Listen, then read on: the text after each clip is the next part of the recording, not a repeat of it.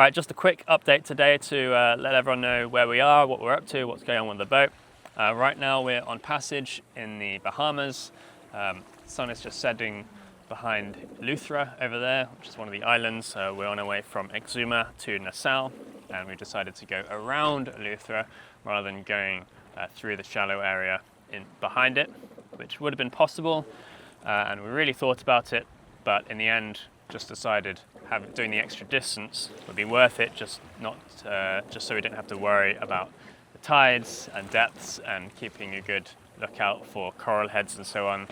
This way we can sail at night, so although it takes longer, we'll get there about the same time, and we don't have to be quite as alert for navigational hazards because there's not so many. The inside is doable, but it's kind of crazy how shallow it is and how many coral heads there are, so you just have to be alert in there, I think. So yeah, we had a very nice passage from Cuba to the Bahamas. Really nice conditions. A lot of it was sort of like this, quite calm, quite comfortable. But there was an issue which came up pretty early on, which was that the hybrid system failed or stopped working. But I should say straight away that it wasn't actually the fault of the hybrid system itself. So what happened was the hybrid display, which is the control unit as well for the system, failed. It just went completely black, wouldn't respond. That happened as we were leaving Cuba, going into the first night. Luckily, we'd already been running it for a while and the batteries were pretty much charged up.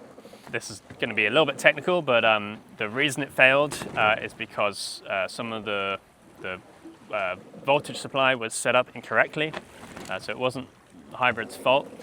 The display is supposed to receive 12 volts as its power supply, but it was actually receiving 48 volts through the VE-CAN network from the Victron.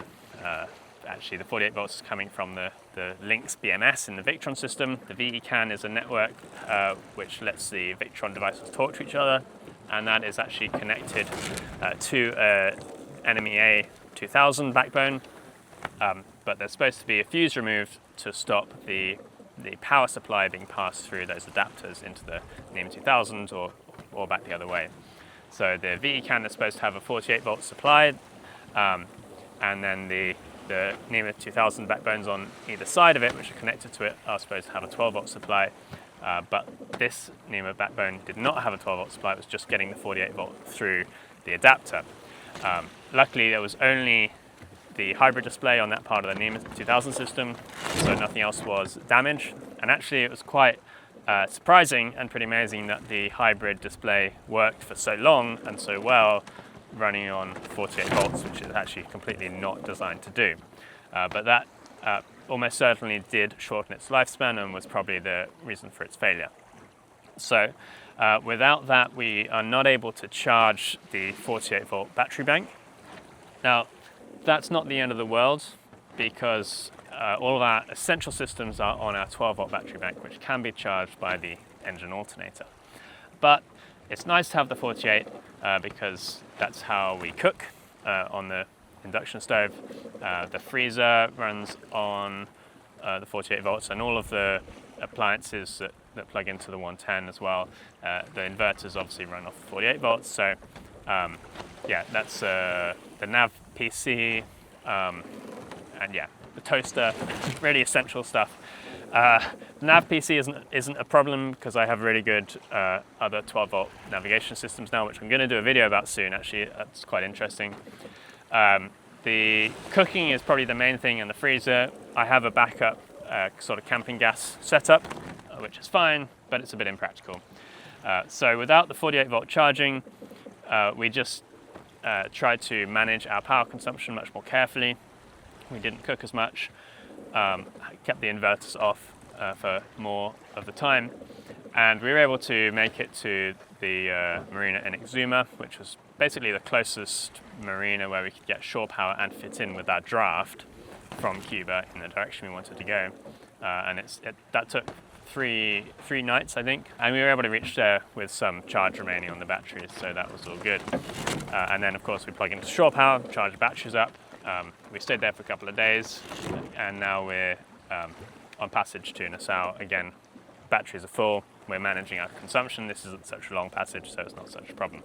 But obviously if that happened on a longer passage, it would be a little more frustrating. Again, not a serious safety issue, but I've been thinking about maybe putting in a solar backup system that can supply the 48 volt battery bank, which would just be a couple of panels that we can stow down below but can be brought out and put on deck if they're needed. And that'd be also nice if I'm leaving the boat for a while somewhere on anchor or even in a marina, and I don't want to be using so much shore power. There's lots of reasons that would be a nice thing to have. So I'd quite like to do that before making a longer passage. And I certainly want to replace the hybrid display before making another long passage or a longer passage. And our next passage will be a long one because I'm not sure exactly where we're going to. I've got some ideas. I'm not going to quite give it away yet. But wherever we go from this area, it's going to be a fairly long passage. So yeah, hybrid display, solar chargers, solar panels, and there's quite a few other jobs that have come up during these last couple of passages. Just little things that I've realized would make life easier and safer on board. So I'm getting some parts delivered to this area, and I'm not sure exactly where I'll be doing that work yet, but I think I'll probably stop somewhere and do a week or so's work before continuing to head north. So yeah, that's where we're at. Other than that, I'm very grateful for all the really nice feedback and support, comments after the last video about our mission in Cuba. Really happy how that went. There's not much more I need to say about it that I didn't say last time, but just really grateful, especially to everyone who's chipped in and contributed towards the cost of all that aid as well. Should be some good videos coming up, hopefully. Going to be some more technical stuff as we get into the jobs I talked about, and then hopefully some long passages, which will be fun, and a change of scene, change of environment.